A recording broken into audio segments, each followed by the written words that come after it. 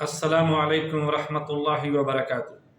الحمدللہ رب العالمین والصلاة والسلام علی رسولہ الکریم۔ جی محترم سامعین، ناظرین، کیسے ہیں؟ اللہ سے دعا ہے کہ اللہ تمام انسانوں کو صحت والی زندگی نصیب فرمائے۔ بدن انسانی میں سے بہت سی ایسی علامات جو غیر طبعی ہوتی ہیں وہ انسان کو گاہے بگاہے پریشان کرتی ہیں، لیکن کچھ ایسی علامات ہوتی ہیں جن کے ظہور پذیر ہوتے ہی یا ان کی معمولی مقدار یا شدت کی مقدار یہ ظاہر ہوتے ہی انسان پریشانی کا شکار ہو جاتا ہے، اور بعض کا تو وہ ٹینشن انسان کو بڑا کمزور کر دیتی ہے، اس کی امیونٹی، اس کی قوت مدافعت اس کو توڑ کے رکھ دیتی ہے۔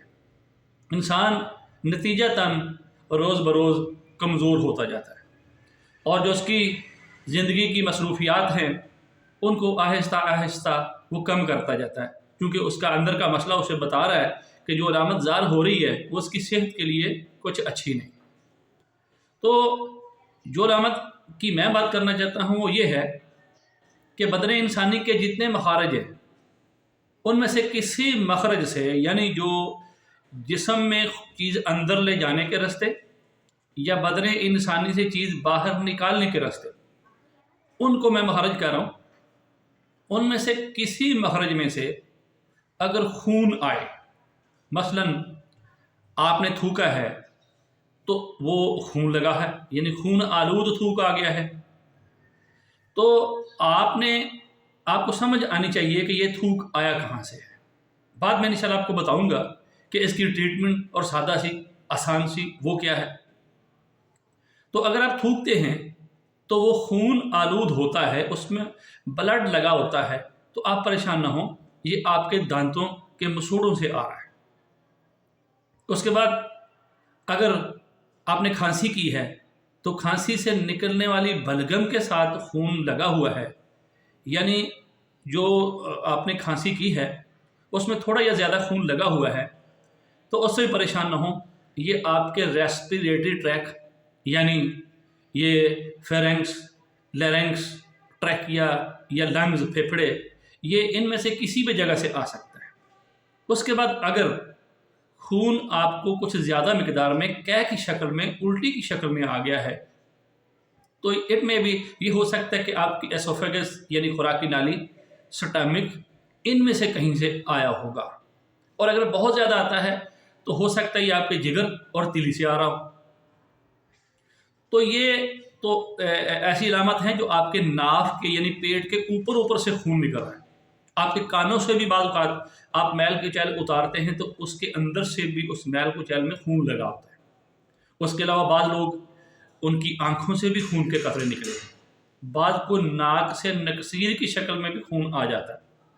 یہ ہے پیٹ کے اوپر سے مخارج جن سے خون نکلتا ہے، اور اسی طرح آپ کو پیٹ کے نیچے یعنی آپ کی مگت پخانے والی جگہ سے بھی خون آ سکتا ہے، جسے لوگ بواسیر کے نام سے جانتے ہیں۔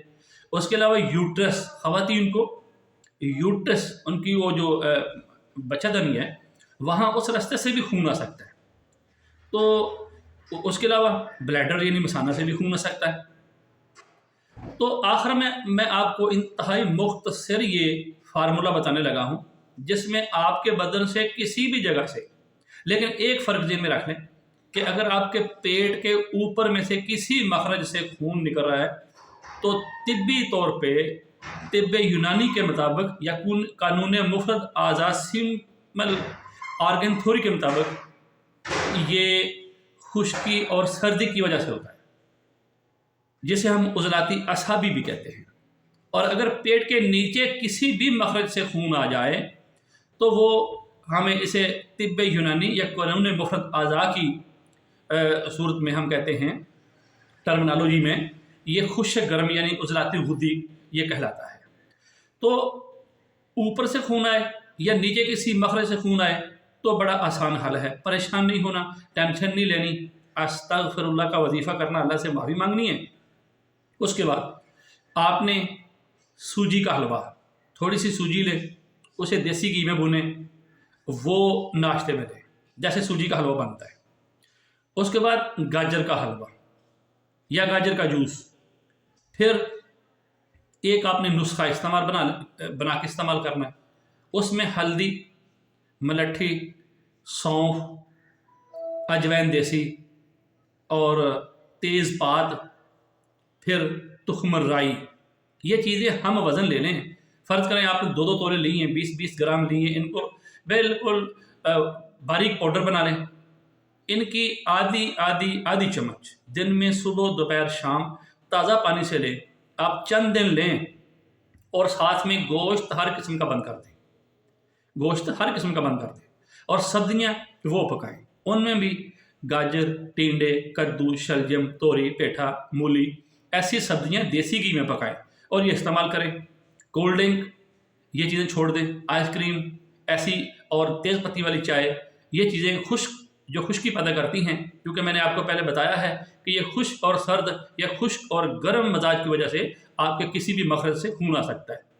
तो ये ऐसी चीज़ें आप छोड़ दें तो इंशाअल्लाह अल्लाह की रहमत, अल्लाह की मेहरबानी और ये तिब्ब यूनानी कानून मुफरद अज़ा की जो कानून हैं, जो तरीका इलाज हैं, इनकी बदौलत इंशाअल्लाह अज़ीज़ इंतहाई सस्ता जो तरीका मैंने आपको बताया है, आप इसमें से किसी भी मखरज से खून आने को शफा पाते हुए नज़र आएंगे। तो ये इलाज अपनाइए, सस्ता भी है, आसान भी है, परेशान ना हो, इंशाअल्लाह अल्लाह हर मरज़ से शफा देने वाला है। अस्सलामु अलैकुम व रहमतुल्लाहि व बरकातहू।